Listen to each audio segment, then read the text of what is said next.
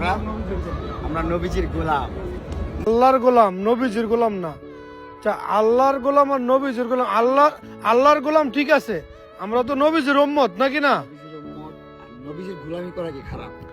না, খারাপ তো কিছু দেখি। যদি নবীজির গোলামি করি তার মানে তো আল্লাহর গোলামি করা হইলো। আল্লাহ কি নিজে সশরীরে আইসা কাউকে কখনো জ্ঞান দিছে? না। নবীজির মারফতই তো পাঠাইছে। অতএব আমার নবীজিকে ভালোবাসলে আল্লাহ আমাকে এমনি ভালোবাসবে। গোলাম বলতে কি বুঝাইছে? দাস। আমি আমার নবীজির যদি দাস হইতে পারতাম, আমি নিজেরে আমার পৃথিবীর সবচেয়ে ধন্য মানুষ মনে করতাম আমি নিজেরে।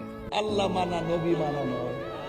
আল্লাহরে পেলাম খ্রিস্টানও জানে, বৌদ্ধরাও, ইহুদিরাও, হিন্দুরাও।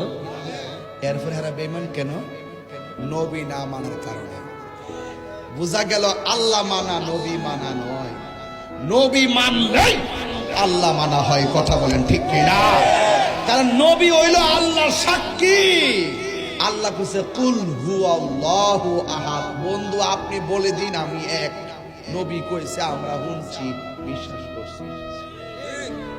আর আমরা দেশের কিছু রোহিঙ্গা মৌলবি আছে, এটা দেশের বুদ্ধিতে চলে না, এটা বাইরের বুদ্ধিতে চলে।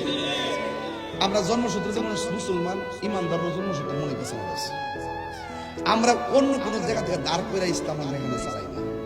কথা ঠিক নেই।